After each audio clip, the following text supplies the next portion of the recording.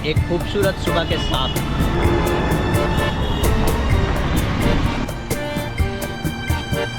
यहाँ कोई rule regulation नहीं है ट्रैफिक का, कोई कहीं से भी निकल जाता है, कहीं भी डूब जाता है। कुछ ऐसा सीन है, देखो कहीं पे को कोई खड़ा कर देगा, तो ऐसा है हाल यहाँ का। तो आज हम इस वीडियो में आपसे ये बात करेंगे बांग्लादेश का ट्रांसपोर्टेशन सिस्टम कैसा है, क्या वो हमारे जैसे लोगों के लिए अनुकूल है या नहीं।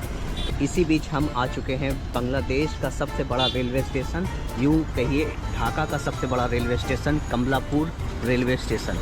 यहाँ हम जांच करेंगे कि बांग्लादेश का रेलवे सिस्टम कैसे काम करता है और क्या ये डिसेबल फ्रेंडली है या नहीं।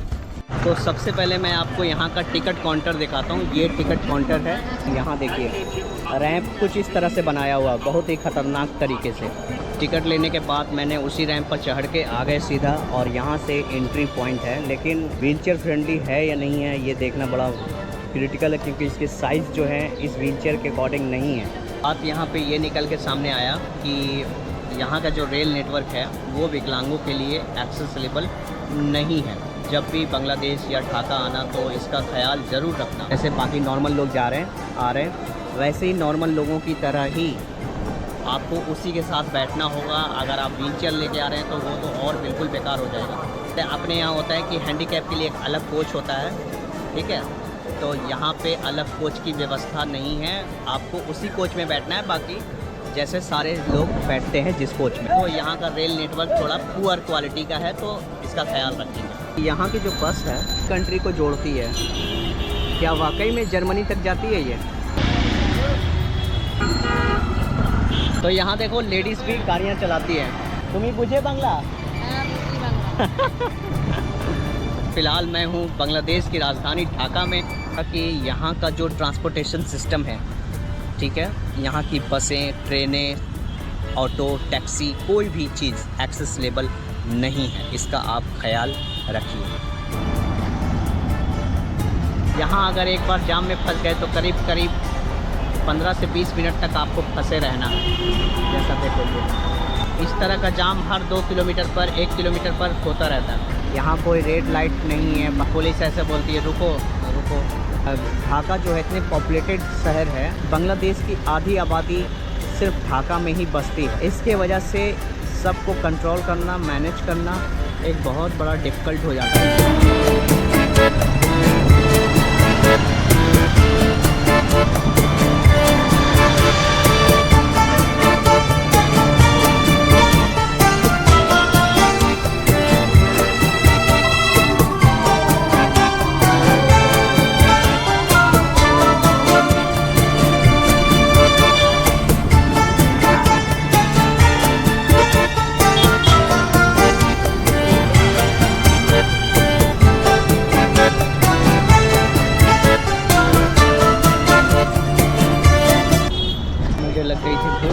Thank you. गुलशन 1 में को खाने को मिल जाएगा 20 रुपये में इतना चाउमीन। ढाका यूनिवर्सिटी का वो जहाँ पे आपको मैं कई बार दिखा चुका हूँ, तो वो तो आर्ट्स फैकल्टी है, लेकिन ये साइंस फैकल्टी है कुछ इस तरह का। ब्रिटिश का ही बनाया हुआ है ये, 1921 को बना था। University of Dhaka, department of chemistry. सारी बिल्डिंग लाल कलर की है, कुछ आर्ट्स फैकल्टी वाले से ज़्यादा लग रहा है, चहल पहल और साफ़ सफाई भी। उधर जो है थोड़ा सा कंस्ट्रक्शन चल रहा है, तो उधर उतनी सफाई नहीं है। एकड़ में फैला हुआ है यूनिवर्सिटी। 237 है। 237 किलोमीटर में बता सकते हैं कितना किलोमीटर होगा? I don't know about that. Okay, अपने JNU से तो बड़ा ही है और DU से भी बड़ा है। It's your department, soil net water and environment. Okay, एक चीज़ कमी है यूनिवर्सिटी के अंदर, वो है हैंडीकैप के लिए रैंप नहीं है। यहाँ देखिए कहीं भी रैंप नहीं है। रैंप है? No ramp. रैंप क्यों नहीं बनाते यहाँ की यूनिवर्सिटी? तो आर्ट्स वाले फैकल्टी में प्रॉब्लम था, वो यहाँ भी है। मे बी ये तो और ओल्ड टाइप के हैं, तो मुझे लगता है यहाँ और भी ज़्यादा प्रॉब्लम होगी। चाय पीने के लिए गली गली में घूम रहा हूँ मैं। ओह, ये कौन सा इलाका है? Soil water and environment department. Soil है चिपा। सॉइल है चिपा। चिपा। चहा पिए ना, समस्या नहीं आती है। समस्या नहीं है। तुम्ही भारत गए थे? नहीं हम भारत गए थे छोटा बेला। अच्छा, छोटा में गए थे। मुस्तफ़ा भाई, मुस्तफ़ा भाई, सलाम वालेकुम। कहाँ से आए हैं आप? Local local for vocal. तंग गलियों से गुजरता। हाँ हाँ बिल्कुल बिल्कुल। बांग्ला मानुष।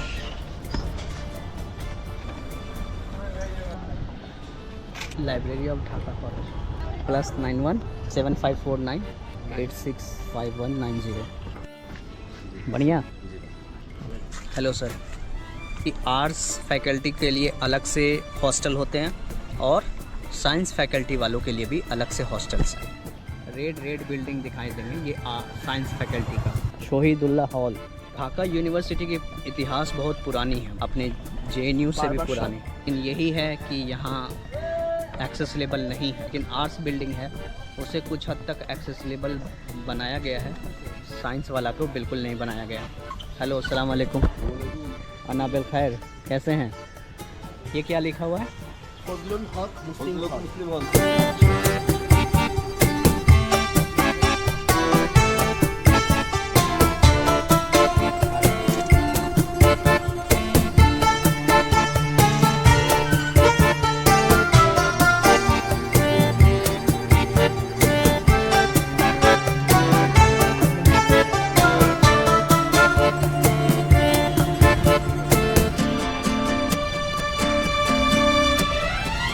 कैमरामैन जल्दी फोकस करो। सारे जो बिल्डिंग्स आप देख रहे हो ब्रिटिश राज का बनाया हुआ है, लेकिन सब हमारे खिलाफ है। हाँ कोई बात नहीं, देर आए दुरुस्त आए, कभी ना कभी ऐसी चीज़ें, एक नई रेवोल्यूशन आएगी जिसका हम इंतज़ार कर रहे हैं। हमने अपना संदेश पैगाम यहाँ पहुँचा दिया।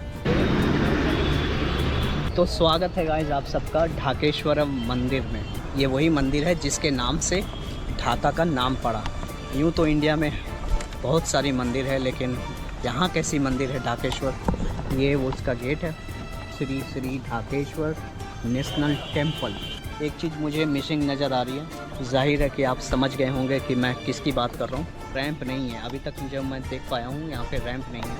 बाकी मंदिर का स्ट्रक्चर कुछ इस तरह से दिखता है। मंदिर में अच्छा वेल मेंटेन साफ़ सफाई है। जहाँ तक मुझे समझ है रैंप नहीं है, ये रैंप के नाम पर ये बना है। No ramp for disable people. Okay, पूरे बांग्लादेश में सेम सिचुएशन है। शायद यहाँ तो कम से कम होना चाहिए मंदिर में, लेकिन यहाँ भी वही हाल है। The national temple of Bangladesh basically. Dhaka has 3 or 4 big temples. This is one of them. So when there is a big occasion, you can see. Normal day there are many people. Yesterday Many people were many here. people are Yes, there. yes. गन्ने ये क्या बोलते थे एक fest. I am searching this temple is not accessible for disable people.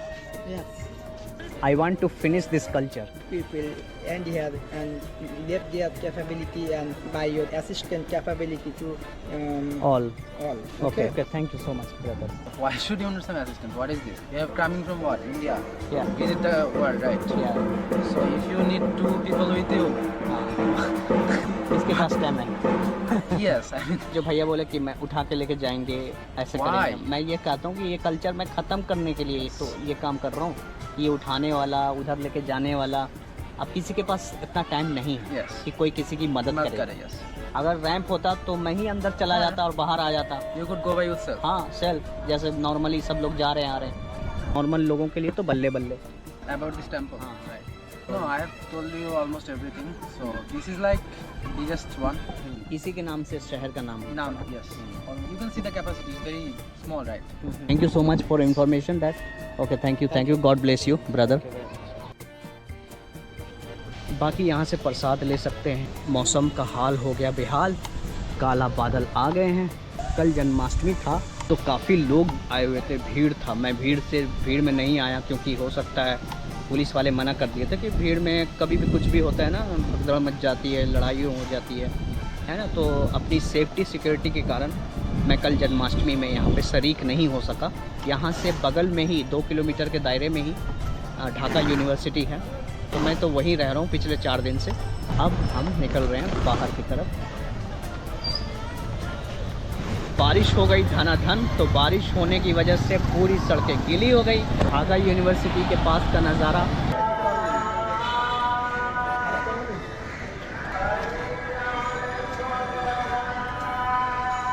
Dhaka university में एक talk है, debate. देखिए जैसे जेएनयू में डिबेट होता है ना, वैसे यहाँ पे नहीं होता है। मुझे लगता है कि यहाँ पे थोड़ा कुछ ज़्यादा ही एडवांस सजा वजा के डिबेट होता है। जैसे देख रहे हो वहाँ पे डिबेट शुरू होने वाला है, लेकिन अपने जेएनयू में ऐसे नहीं होता। वहाँ तो डिबेट होते होते फाइट हो जाती है, लड़ाई हो जाती है और ऐसी चाय पे चर्चा हो जाती है। इतना सजाया नहीं जाता जिस तरह से यहाँ पे सजाया गया है, सिर्फ डिबेट के लिए सजाया गया है।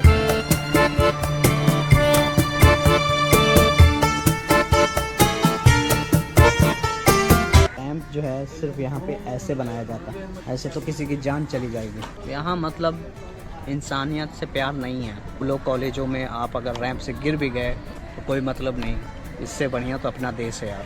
कम से कम यूनिवर्सिटी ठीक ठाक है। আমাকে কিছু বলছেন? ना, मैं वीडियो रिकॉर्ड कर रहा हूँ। आप कहाँ से हो? मैं इंडिया से। तो डिबेट के लिए इतना सजाया गया है, it's national competition. National competition. India में डिबेट नहीं होती। इंडिया में डिबेट इतना सजा के नहीं होता। तो डिबेट होता है, लड़ाई भी हो जाती है, मारा मारी, चाय पे चर्चा होती है। अच्छा, नेशनल डिबेट कंपटीशन, अभी मुझे पता चला। Hello everyone, this is Mohammad Saifuddin Rafi. Currently I am studying in Department of English, 4th year, University of Dhaka. So today I am going to talk about some inaccessible things that I have to face, or the people with physical disabilities face in our campus. So first of all, in the lifts, I mean buildings, all the time we do not have the voice support. I mean, we cannot understand in which floor we are. Especially, only I have found it in social science faculty. There is a lift which has voice support. But otherwise, in these halls, I mean in Vijay Katur Hall, we do not have this facility. We have to depend on others. We have to keep asking in which floor we are, in which floor we are. So this is a problem. It has to be solved as soon as possible. And secondly, I would like to focus on the corridors of this. There are lots of bikes. Despite having a special park, the person who possesses this bike, they say that there are some security issues. For that reason, they cannot put those bikes into those parks. It's a lot of difficulties while walking on the corridors because we do not have any ideas about when and where the bikes are. So this is a problem. Of course, all the buildings are not accessible for the people who are physically challenged. Those ramps are not that much accessible for physically challenged people. So now I would like to mention some problems that I face while I want to use the transport system. Basically, stations, there are no signal, or the stations are not that much helpful. We cannot use the transport of our own, and in most of the buses there are no specific seats for visually impaired people. So these are some issues that needs to be fixed out. And thank you. আমি বাংলার গান গাই, আমি বাংলার গান গাই, আমি আমার আমিকে চিরদিন এই বাংলায় খুঁজে পাই। আমি বাংলায় দেখি স্বপ্ন, আমি বাংলায় বাঁধি সুর, আমি বাংলার মায়া ভরা পথে হেঁটেছি একবার দেখি বারবার